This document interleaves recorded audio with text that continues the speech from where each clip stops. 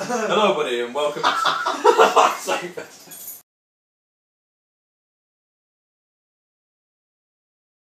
Hello, everybody, and welcome to Misplaced Hours. We're continuing the Mikkeller black theme with the black that's aged in the Buffalo Trace, the bourbon barrels.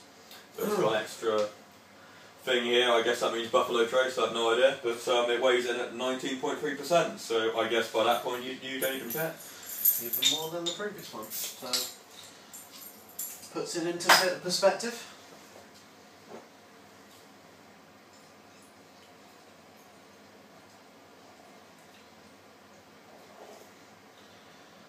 At the moment, wouldn't be able to tell the difference so far, but believe me, there is a difference. Well, as expected, it's black with same sort of dark brown head as before, so not really much change there. Surprising head for the alcohol content as well. Yes. Good amount of conditioning on it, so let's give it a smell. I think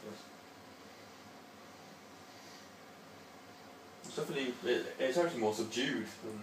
Yeah, it's kind of strange actually. You would expect it to be a lot stronger, you know, but actually. You really get a hint of the bourbon, you know, sort of yeah. I mean, maybe that's what takes some of it away in a strange way. You know? Yeah, it kind of tries to counteract, you know, the just the alcohol that's produced during the fermentation with the yeah. I mean, you get a real hit of the bourbon, you know, sort of like the that light sort of oaky wood age type smell to it. You get a bit of a sense of the beer base beneath it, but it's not too much. I mean, it's you definitely get a real hit of the bourbon, but it's not as much of a hit as, you know, with the alcohol from the previous. Absolutely. So basically, it's that bourbon, but with still very much existing the sort of black from before. Yeah, yeah. You know, the two characteristics combining together, obviously creating that higher alcohol content. But it's really nice smell. You know, again, what shocks me about these high percentages is, you know, despite the alcohol content, it still has a really nice character to it, and it still doesn't outdo the other flavours, or at least the smells coming from it. So it just smells like wood aged port, really, with the bourbon chucked in. It's quite quite nice. Let's see if it. Look forward to it.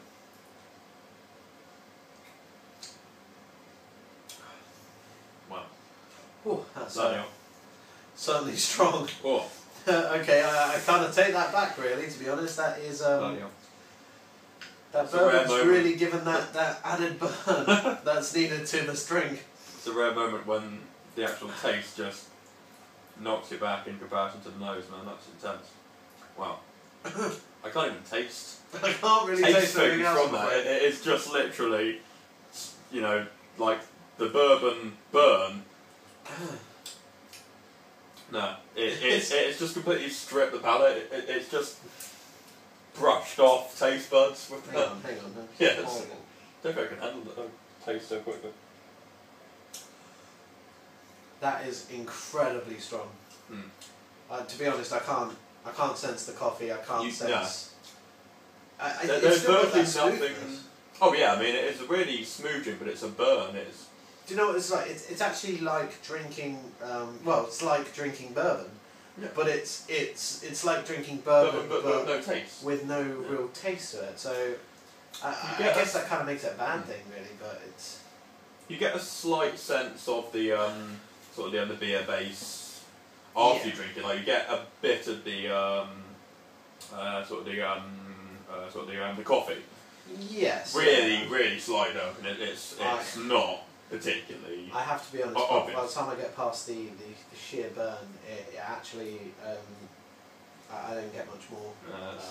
It's a shame because I was expecting a sort of a combination of what I like about the black, but with sort of a bit more of a woody oakiness to it. Yeah, and a slight bourbon kick, but not this intense. This is really. This is more like something you drink. for the sake of strength alone, and alcohol content.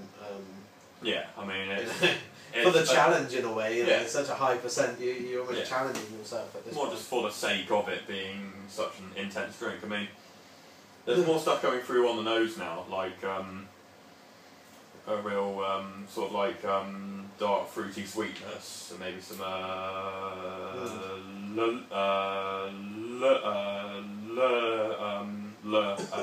licorice, maybe, but.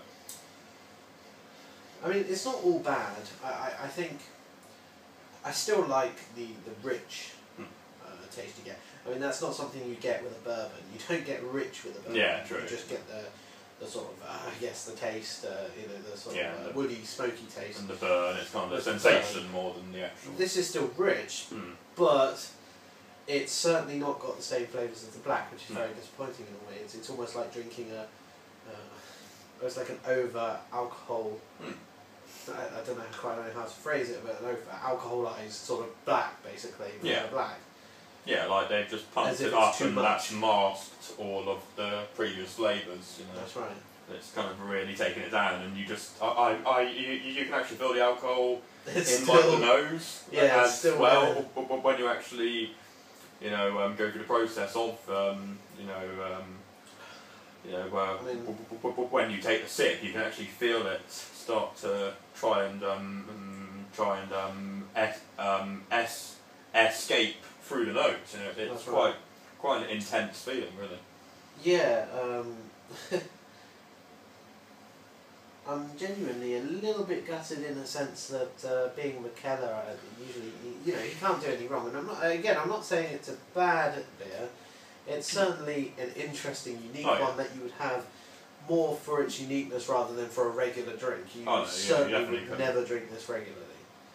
You don't just walk into a bar and immediately order this one. No. It's not like that. But again, it's it's just a shame that it kind of outdoes the flavour. Yeah. There's just because I'm even starting to feel the alcohol hit me. Yeah, it's very strong, very strong. Yeah, I mean it's definitely it could almost replace like the sort of like the end of Scotch or the bourbon you'd have for the end of the end of a evening. You could just sit back with a glass of that and just gradually sip it down, and it has got a real sort of earthy sort of like the underdark wood aged feel to it, but then you just don't get much else bar that and then the alcohol. It's just too it's very, very strong. Yeah, too suppressed on the other flavours really for my liking, I think. I mean, put it this way, I'm glad we shared the bottle rather than just had one each, because I don't think I could actually withstand the whole bottle. Especially after the fact that we've had the black as well, but even if it was just this one, I think it would almost be too overpowering. Oh yeah. And it's a very dangerous thing when you actually go for the nose at first. You don't even really, you couldn't even begin to predict that, that's what you would be experiencing when you actually drink it. Exactly. It's just a really intense, completely different. I mean, it's completely unique. I couldn't even classify this as an imperial stout. I mean, it's so far from it. It's in its own league, really. I mean, I guess that's what Mikkeller is so renowned for doing, is pushing back.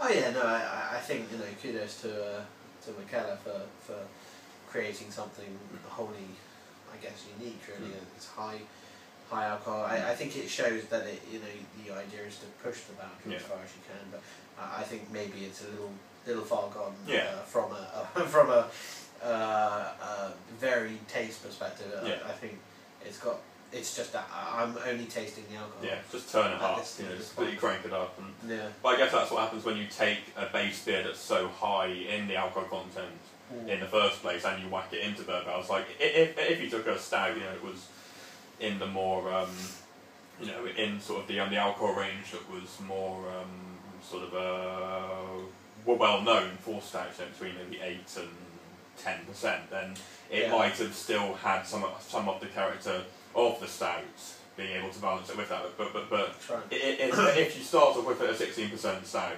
it's just gonna ramp up the alcohol so much. It's just gonna, you know, you don't get sort of the fine, sort of the you know, sort of the what's the word, the dichotomy between the two, you know, the stout and the bourbon. You just get the alcohol merging together, just creating something that's so intense and just pushes that particular aspect so much that you just can't even get an idea that this was a particular beer. I mean, besides sort of the you know, sort of the thicker mouthfeel in comparison to it's just. Just trying to see if I can get anything out of it. I get some of that port that we were getting with the black, you know, that sort of plummy, dark fruits. It really is like it's a bourbon, because it's doing everything that it normally does when I am drinking the bourbon. My mouth feels a lot drier. Having had this one, whereas the other one, as strong as it was still giving a slight. I wouldn't say refreshing, because Imperial Stout is never refreshing, but it just left certainly more didn't leave a dry mouth.